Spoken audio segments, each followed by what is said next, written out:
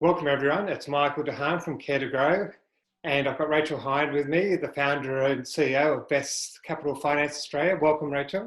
Hello, Michael. It's Lovely a to have you. pleasure to be here today. Thank you. Thank you for coming on.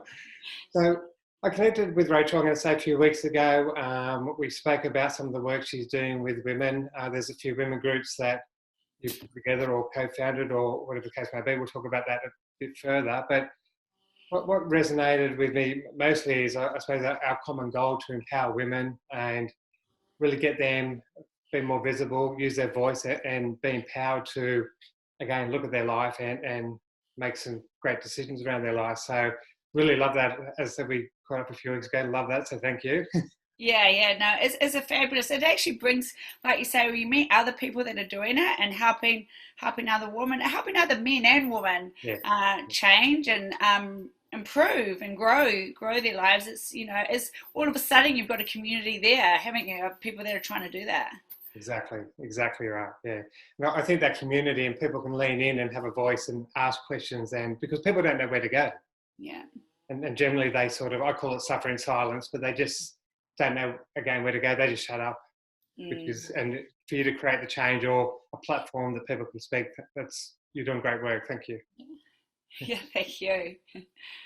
So before we start, I'd love for you to share with people a bit more about yourself. So your journey as an example, and then we'll talk about some of the stuff that you're doing. So would you be able to share some stuff about yourself? Yeah, no, well, look, firstly, thanks, Michael, for having me on your Woman Empowerment series. I think it's an absolutely great series. I've listened to a few of the previous women. I mean, it's incredible the amount of sort of, women speakers that you can find out there that are doing Yeah. amazing things. Yeah. So it's just a pleasure and an honor to be here today and to be invited. So thank you for that.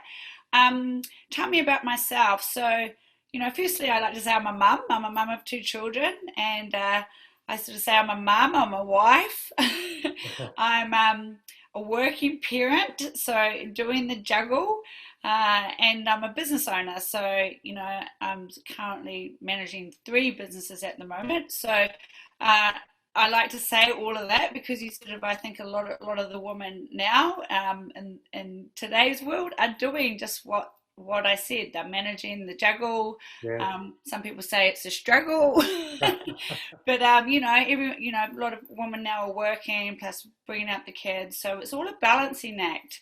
And I think often, us women can be doing it hard, right? Because it is a balancing act, and at any point in time, sometimes you feel like you've got a lot of balls in the air, Yeah. Yeah. sometimes you can drop one, and I think it's being self-aware and being confident enough to go, okay, I'm not perfect, and when you do drop one, realize that that's all normal, and that we are managing a lot, and understanding that it is very okay to make mistakes and to not be perfect.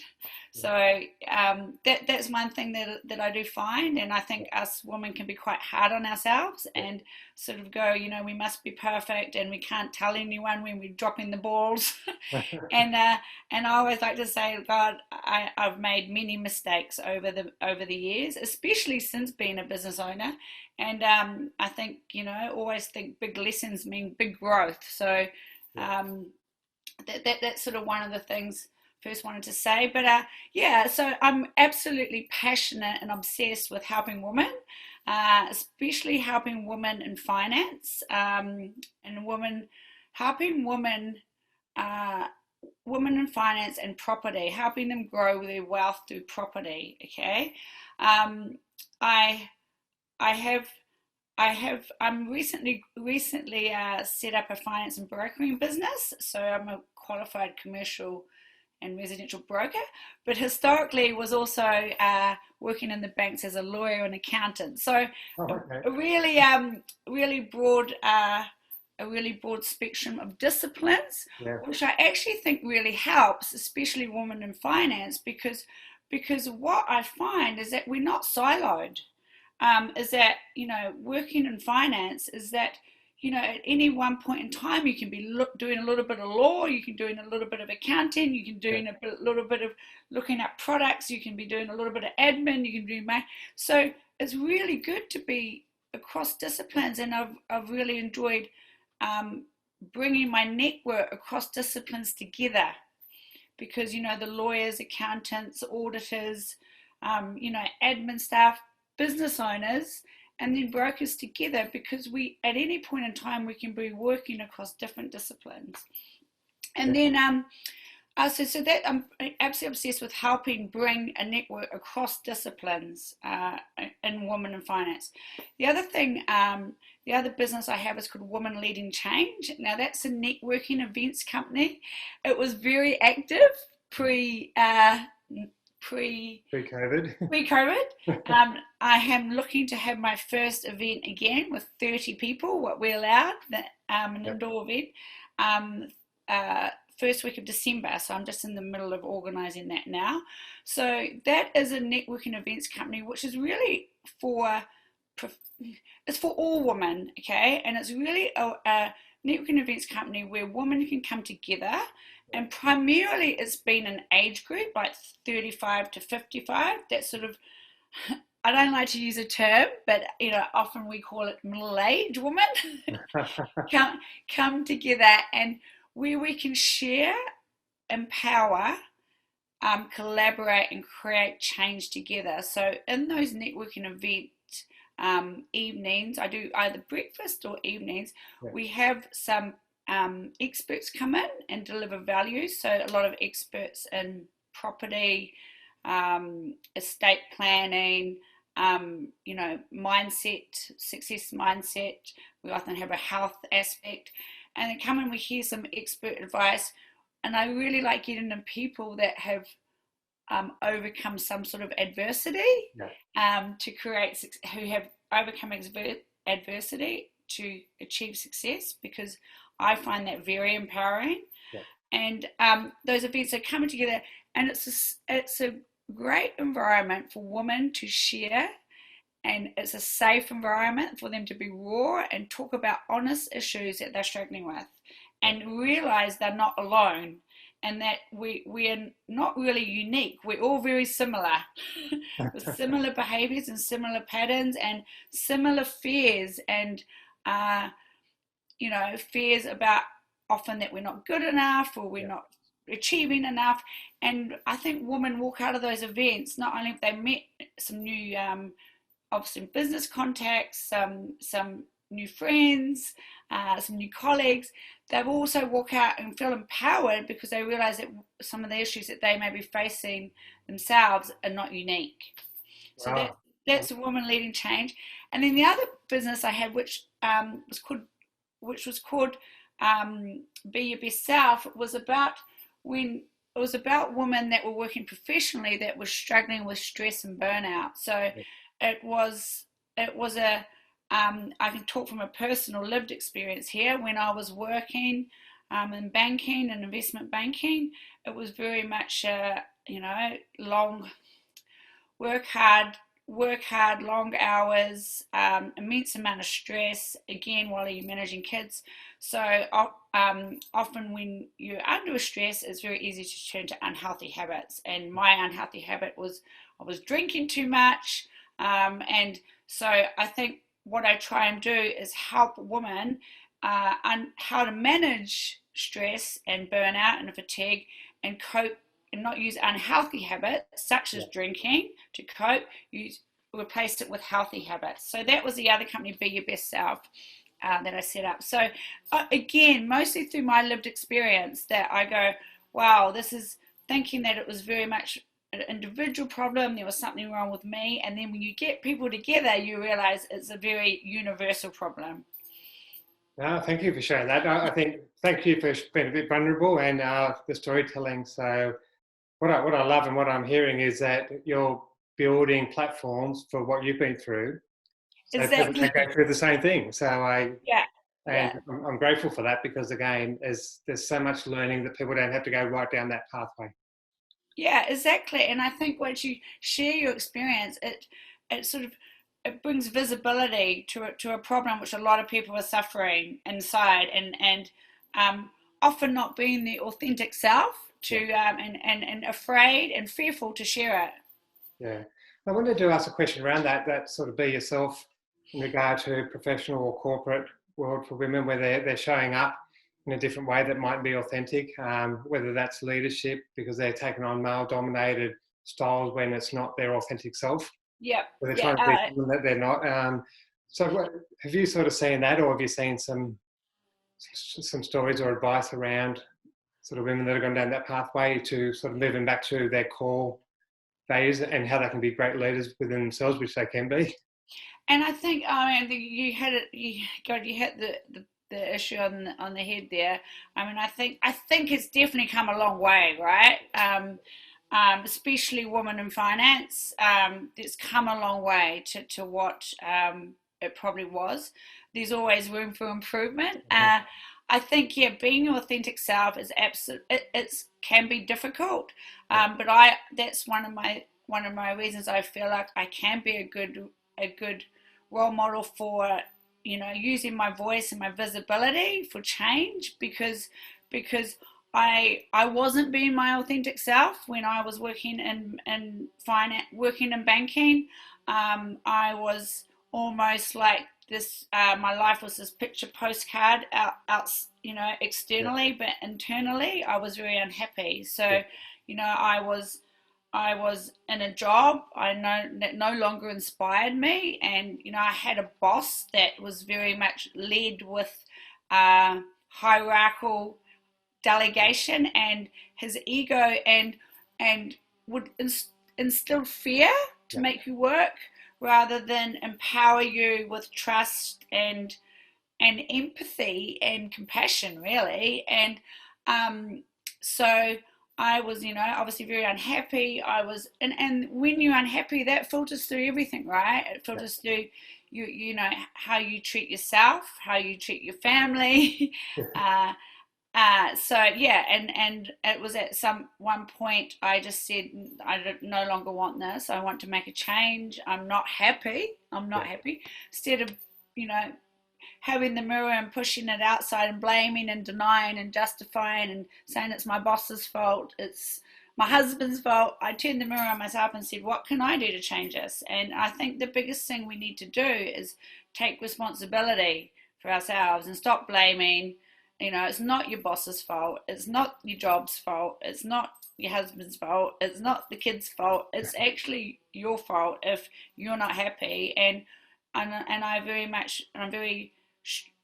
advocate for the change I made. So that's when I did, leave the job, left an industry of banking that I'd been in for a long time, left that, set up a business as a coach. I started doing coaching, helping women that was suffering with stress and burnout like I was, and started actually getting in line with my authentic self. And my authentic self was helping other people, whereas I think when I was in the banking industry, it was very much about money and success. Yes. Which I'm not saying success and money don't come when you're helping other people, because if you're doing something you're passionate about and you're motivated every day to get up and go and do your job and go and do your work, and you're in alignment with your authentic self, the success and money will come because you're passionate and you're ignited to do. And that's what I look back and go now. When I was working in a job and I was having to motivate and push myself every day to go and do it. And now I'm getting pulled every day to go and do what I do every day. Yeah, and I think that's sort of living on purpose. So I think you shared before, and what resonated with me is when you look in the mirror and you're like, and that's quite vulnerable. Yeah. A lot of times, what I find is that because a lot of your actions, behaviours, beliefs are subconscious. So even when you look in the mirror, you're not sure who you're looking at. So, correct. It's really doing work around leaning out and sort of collaborating with people around. Who am I? A lot of people don't know their purpose even, or in the sense that loss, where's my joy? And so to reinvent that and to actually say, this is what I really want in life. And I think COVID has pushed us a bit down that path. Yeah, no, I agree. Yeah. And I always say, Michael, that, it is not easy to find your passion or your purpose. It's not. I mean, I can't say, it's taken me probably a 4-year journey to really, really, find it. It's not just something you wake up one day and go, whoa, I got it.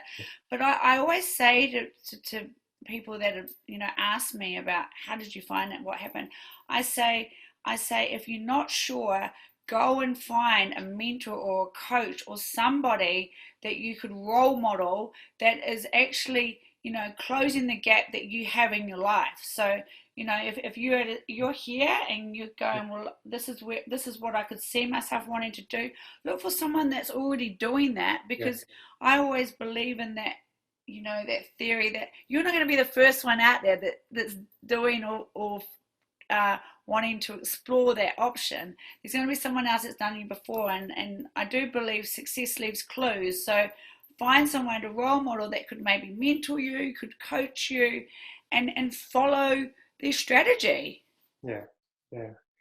And I was going to ask a question, you probably answered it, but in regard to 30-year-old Rachel, what sort of advice would you give her now in regard to either she's running a business or corporate, doubting herself or not, I suppose, being her true self? What sort of advice would you give her? One, find the right mentor. And I think, like you say, just what I think the number one is just what we just discussed is, find your passion. Find out what ignites you, to sort of what pulls you every day to get out of bed, rather than you having, if you're having to sit there and motivate yourself every day to get up and go to work or, go to your business, that may not be your passion. But, like I said, just find somebody that you could talk to, a mental coach who's actually doing or behaving or, as an example of where you want to be. Okay. So I think find your passion. I think the next one is be authentic, be you, and no one else is like you. So I think I found a lot of my years I was always trying to fit in, and then now I go like, why would I want to fit in? I want to be unique and be me. And I always love that Mark Twain saying, when you find yourself on the side of the majority, take time to sit back and reflect. And I completely agree with that, because when you're on the side of the majority, is that really where you want to be? You actually want to be embracing change, not be fearful to go in a new direction, be unique.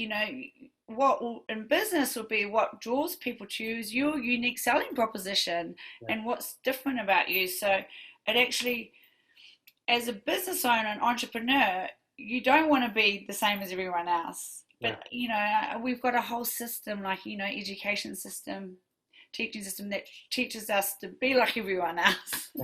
put you in a box, Put you in a box. So I think I didn't realize that till I was older, that it's actually better to be individual and be unique. And I think that the other one is leadership styles, because I think I grew up in a generation where it was very, and God, we've come a long way, especially as women, is that we've come a long way, especially as women, in the sense that, I mean, one of my massive role models just recently died, Ruth Ginsburg, who was a Supreme Court Justice, and she was like a woman-in-law when I was going through study, and she was an amazing for gender equality and amazing female icon, and it helped me become a woman-in-law, which now is very easy.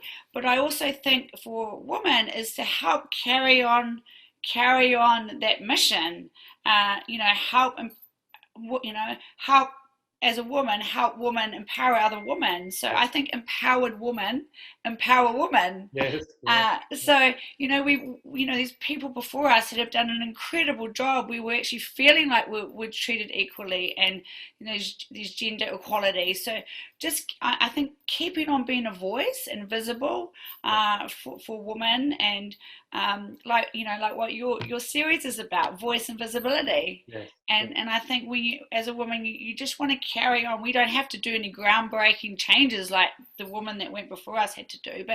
And from a leadership style, being authentic in the sense of we don't need to be masculine and hierarchical delegation and instilling fear and using our ego to lead. I think very much as a woman, use your feminine essence, and and that can be installing trust and bringing your team on the journey with you, letting go of the ego, being your authentic self, compassion, kindness. So I think the leadership style should be more feminine rather than what we've had to do in the previously was be that more masculine, draconian type.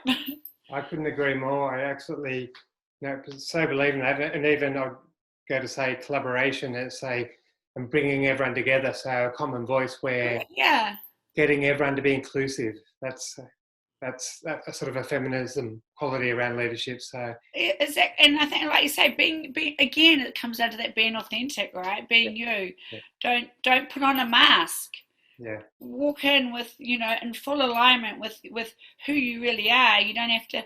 I remember it being at work, like in the banking, you put on your suit of armor, and it was like, okay, personality change. Yes. I'm now going to be, the ball breaker at work. Yeah.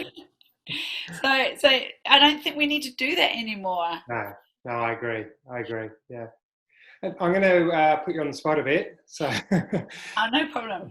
I was just going to ask, there'll be women that sort of listening to this and they're sort of encouraged, inspired in regard to some of the stories you've shared with us.